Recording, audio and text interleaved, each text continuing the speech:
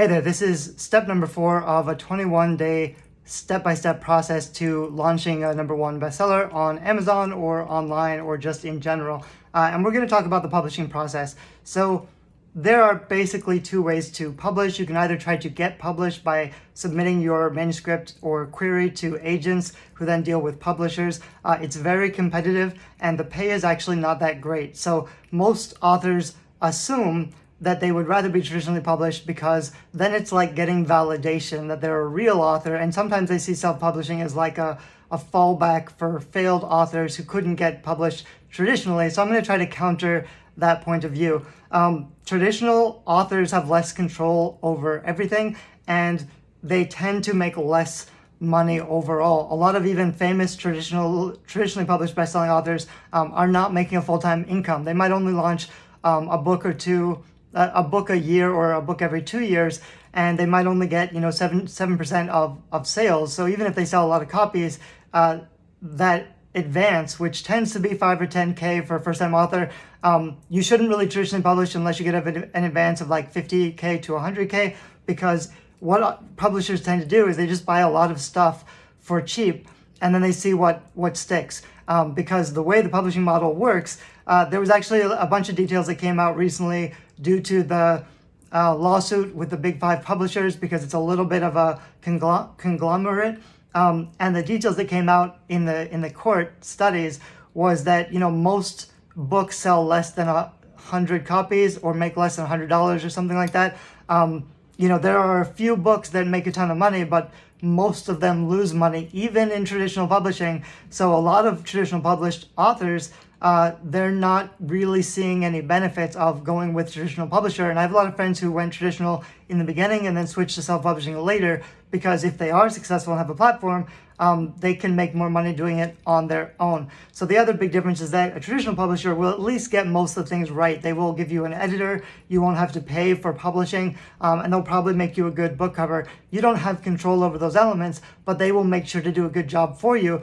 And that can be great. It can save you a lot of money and they'll do a pretty good job. The problem is that people assume if you're traditionally published, you won't have to do any marketing or build another platform, and that's not true at all. Most traditional publishers will not market you if you have a small advance, and you don't have the control to market yourself because you can't control any of the pieces.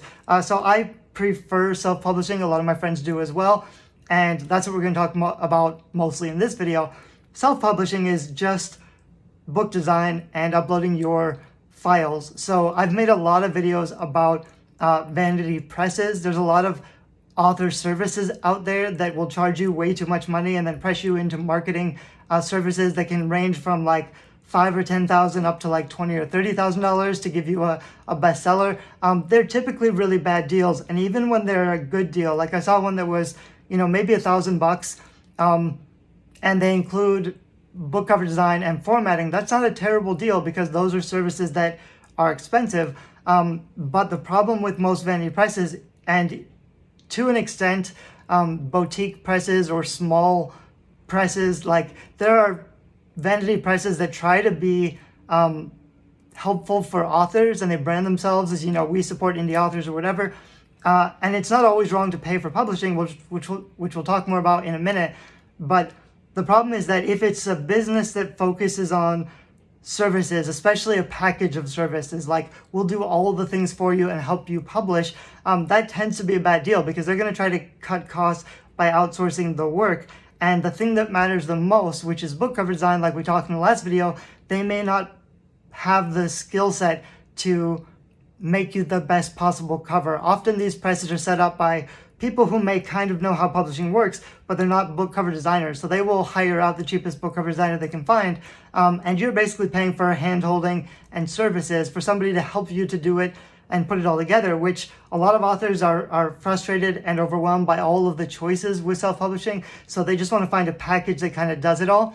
But, even if it seems like a good deal, if you're not getting a good book cover design, you're going to be losing money in the future because it's not going to work.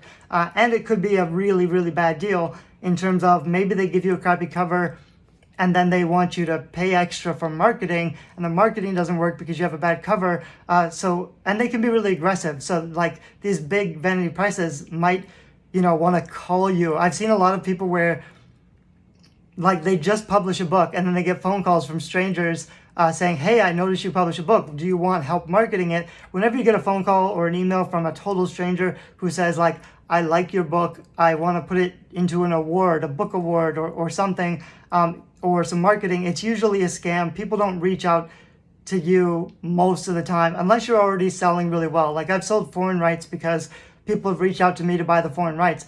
So sometimes it can be legitimate, but often it's not. So you want to be careful to protect yourself against scams where even though it's really exciting if somebody notices that you published a book and said, hey, I could help you sell more books and reach more readers, that can be tempting, but their bottom line, like they're trying to get money for services, and that's where they make the money, not book sales. You're paying them to publish the book for you.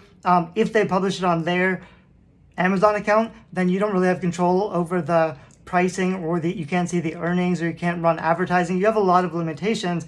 And then you're going to have to pay to access every time you want to make changes or updates in the future. So I don't recommend, and I would be really skeptical of any kind of a book publishing package for, $1K to $10K or whatever it is. Depending on, I've got another video you can find on YouTube that's like an hour-long criticism of Ex Libris, which is one of the biggest vanity presses, and they tend to be about the same. They offer you a bunch of stuff and a lot of it looks pretty good, especially a lot of the book marketing stuff looks pretty good, but none of it is actually stuff that you couldn't just get for free or do it yourself pretty easily. So like I said before, publishing is mostly about finishing your files and uploading them. If you design your own cover, which I don't necessarily recommend you do, but I do have a lot of resources and tutorials and templates that could help you if you want to do that. Or you hire a designer, they're going to give you a Kindle ebook cover, which is a JPEG, and a PDF full print cover, which is calculated by the spine width. So you have to have your formatting done first and know exactly what your page count is so you can calculate the right width for the spine, and your designer can finish the files. Some quick tools that I like, check out DIY book covers for book cover templates, check out DIY book formats for formatting. I use Vellum, which is a Mac-based platform. I actually use Mac in cloud because I have a PC, but Vellum is just such a good program. Even though I know how to format my books in Microsoft Word, I use Vellum anyway because it's easier and a little bit better. So I recommend it, but that's sort of an expensive program if you're only formatting like one book.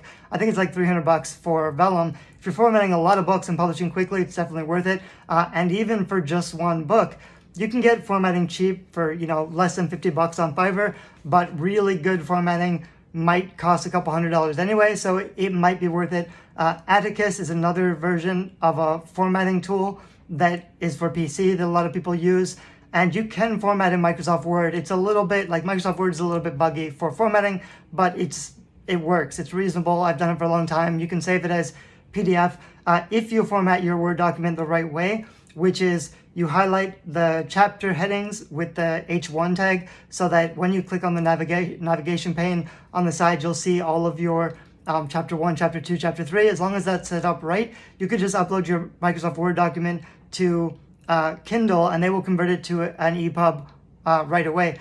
Kindle used to like a Mobi format, which is a different format of ebook, but now they've changed to just use EPUB like everybody else. So you can make an EPUB, which is the ebook format that you upload to Amazon for Kindle. So it can seem really complicated, but there's a few tools that make it a lot easier. There's also an ebook tool for Draft to Digital. Draft to Digital is one distribution site that if you don't want to upload directly to Kindle or Amazon, which you probably should do because you can control, Amazon's probably going to be most of your sales, so you should probably publish directly to Amazon so you can change things and run Amazon ads, which is pretty important. We'll talk about it later. But if you want to publish wide, which means distributing your ebook to all of the ebook platforms, you can use Draft to Digital. They have merged with Smashwords, which is one of the older ebook distribution platforms. So now it's one platform. You can upload your manuscript and convert it to print and ebook files, I'm pretty sure, and you can even download those files and use them in other places if you want. Readsy also has an online EPUB tool where I think you have to copy paste all of your chapters to build out your book, and then you can save it as an EPUB, but some people like that as well. So there are free tools that you can format your book and get it ready to publish pretty quickly, and then just upload your files. I recommend, like I mentioned, going with a few of the big players directly. It's a little harder to publish your book directly to iBooks, the iBook store, so you could use Draft Digital for something like that. The difference is probably if you're using Draft Digital or an ebook distribution system. I think BookBaby also is a version where you pay one fee and then they distribute it for you. The difference with those is usually you either pay a fee to distribute or you pay like 10%, which can be, a lot, an extra 10%. If you're selling on Amazon directly, then you don't need to pay the extra, and that's not hard to do. So if you can set up your own Amazon account, you can do it. The other choice you'll have to make is whether or not to be in Kindle Unlimited, which is a pretty big conversation. I personally think for most first-time authors, you should go into Kindle Unlimited for your first 3 months, because if nothing else, it'll give you a boost in visibility, and Amazon is your main platform. So established authors who have been doing this for a while, a lot of them prefer to go wide, but they have their own email list, they have their own followers, and it still takes quite a bit of work and effort to build traction on all of those other sites. So if you're publishing for the first time, or you only have a couple books, one of the values of just going into Amazon and going into Kindle Unlimited is you only have to worry about one platform, and you can just pay attention to one thing while you figure out, what's going to work or not work for this book.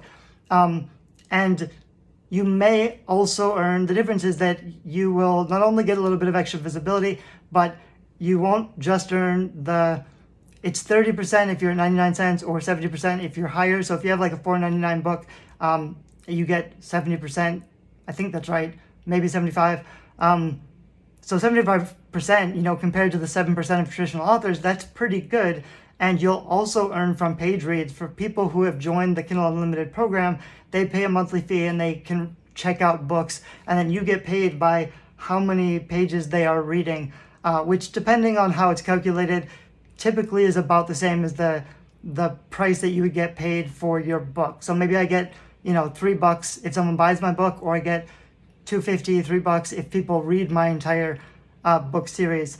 Anyway, it's a longer discussion, but it is kind of a big discussion because of all the online platforms. Even if you hate Amazon, there's a lot more readers on Amazon. It's easier to get discovered on Amazon if you're in Kindle Unlimited, especially because there's more people there. That's where most people read their books. So you can try to go wide on purpose if you don't like Amazon, if you don't want to be exclusive in Kindle Unlimited.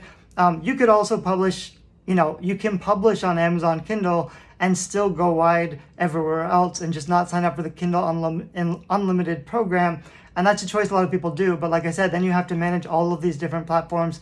It's easier to just keep it simple and focus on one thing at a time. And after the first 3 months, if you aren't selling as the way you want to, you can switch and do something else. But like we'll talk about later, it's also like you can't just put up a book online and succeed. It also matters if you get enough reviews. A lot of people, they published 5 years ago and they never got any reviews. Then they ask me, how do I market my book? Maybe the cover is a huge problem, but you can't even tell if the cover is a problem yet, because the reason it's not converting is it doesn't have any reviews. You can't sell a book without reviews because there's no social trust or traction. So that's the first hurdle to overcome.